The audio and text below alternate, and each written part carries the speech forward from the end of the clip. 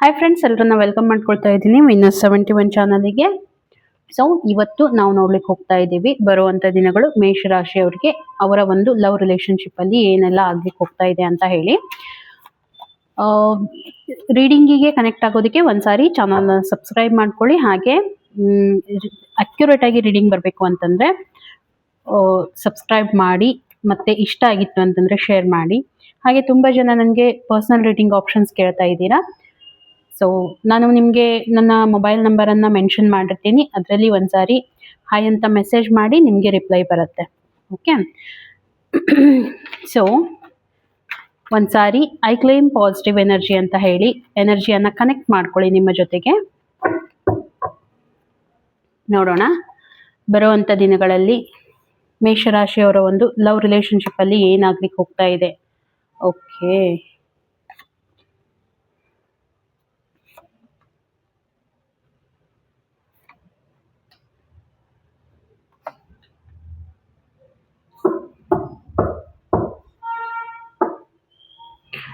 So first of all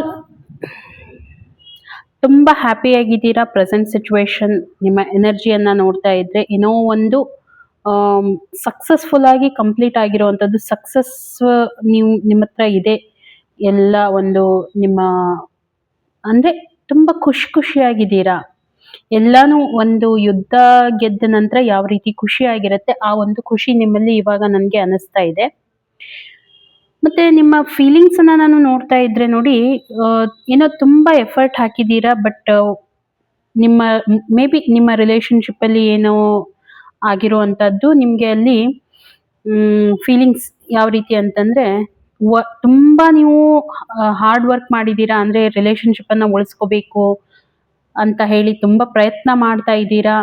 ಅದು ಆಗ್ತಾ ಇಲ್ಲ ಅಂತ ಹೇಳಿ ಎಲ್ಲಾನು ದೇವ್ರ ಮೇಲೆ ಬಿಟ್ಟಿದ್ದೀರಾ ಅಂತ ಹೇಳಿ ನನಗೆ ಅನಿಸ್ತಾ ಇರುವಂತದ್ದು. ಓಕೆ, ಅಂದ್ರೆ ನೀವು ಆ ಒಂದು ರಿಲೇಶನ್ಶಿಪ್ ಅನ್ನ ಉಳಿಸ್ಕೊಳ್ಳೋದಕ್ಕೆ ಏನೇನು ಪ್ರಯತ್ನ ಮಾಡಬೇಕು ಅದನ್ನೆಲ್ಲ ಮಾಡ್ತಾ ಇದ್ದೀರಾ.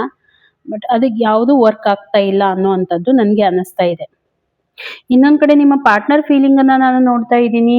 ಅವರು ಕೂಡ ಓಕೆ, ಅವ್ರ ಕಡೆಯಿಂದ ವಿಚಾರ ಮಾಡ್ತಾ ಇರುವಂತದ್ದು, ಅವರು ಸ್ಟೇಬಲ್ಡ್ ಆಗಿದ್ದಾರೆ, ತುಂಬಾ ಅಟ್ರಾಕ್ಟಿವ್ ಪರ್ಸನಾಲಿಟಿಯನ್ನ ಹೊಂದ್ಕೊಂಡಿದ್ದಾರೆ, ತುಂಬಾ ಎಮೋಷನ್ಲಿ ನಿಮ್ ಜೊತೆ ಕನೆಕ್ಟ್ ಆಗಿರುವಂತದ್ದು. ಬಟ್ ಸಮ್ವೇರ್ ನಿಮ್ಮ ಒಂದು ಎನರ್ಜಿಯನ್ನ ನಾನು ನೋಡ್ತಾ ಇದ್ದೀನಿ, ಎಲ್ಲೋ ನಿಮ್ ಕಡೆ ಏನೋ ಒಂದು ಕೊರತೆ ಅಂತ ಅನಿಸ್ತಾ ಇದೆ. ರಿಲೇಶನ್ಶಿಪ್ ಅಲ್ಲಿ ಏನೋ ಆಗಿದೆ, ಹಾಗಾಗಿ ಅವ್ರ ಭಾವನೆಗಳು ಕ್ಲಿಯರ್ ಆಗಿದೆ. ಬಟ್ ನಿಮ್ ಕಡೆಯಿಂದ ಎಲ್ಲೋ ಒಂದ್ ಕಡೆ ಏನೋ ಸ್ಟಕ್ ಒಂದು ಎನರ್ಜಿಯನ್ನ ನಾನು ನೋಡ್ತಾ ಇರುವಂತದ್ದು.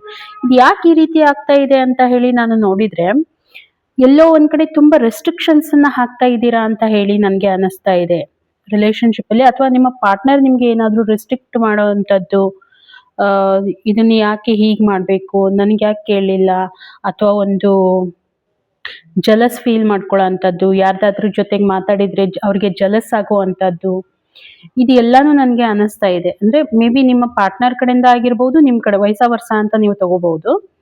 ಓಕೆ, ಹಾಗಾಗಿ ಎಲ್ಲೋ ಒಂದ್ ಕಡೆ ಮೇ ಬಿ ನಿಮ್ಮ ಪಾರ್ಟ್ನರ್ ಕಡೆಯಿಂದ ಆಗ್ತಾ ಇದೆ. ಹಾಗಾಗಿ ಎಲ್ಲೋ ನೀವು ತುಂಬಾ ಡಿಪ್ರೆಸ್ಡ್ ಆಗಿದ್ದೀರಾ.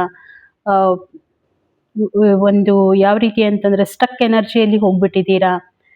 ಏನ್ ಮಾಡ್ಬೇಕು ಅಂತ ಗೊತ್ತಾಗ್ತಾ ಇಲ್ಲ. ಬಟ್ ಅವ್ರ ಕಡೆಯಿಂದ ಅವ್ರ ಒಂದು ಎನರ್ಜಿಯನ್ನ ನೋಡಿದಾಗ ಕ್ಲಿಯರ್ ಆಗಿದೆ. ಅವರು ಸ್ಟೇಬಲ್ಡ್ ಆಗಿದ್ದಾರೆ, ತುಂಬಾ ಖುಷಿಯನ್ನ ಎಂಜಾಯ್ ಮಾಡ್ತಾ ಇದ್ದಾರೆ, ರಿಲೇಶನ್ಶಿಪ್ ಅಲ್ಲಿ ತುಂಬಾ ಕಮಿಟೆಡ್ ಆಗಿದ್ದಾರೆ ಅಂತ ಹೇಳಿ ನನಗೆ ಅನಿಸ್ತಾ ಇದೆ. ನಿಮ್ ಕಡೆಯಿಂದ ಎಲ್ಲೋ ಒಂದು ಸ್ಟಕ್ ಎನರ್ಜಿ ನನಗೆ ಬರ್ತಾ ಇರುವಂತದ್ದು.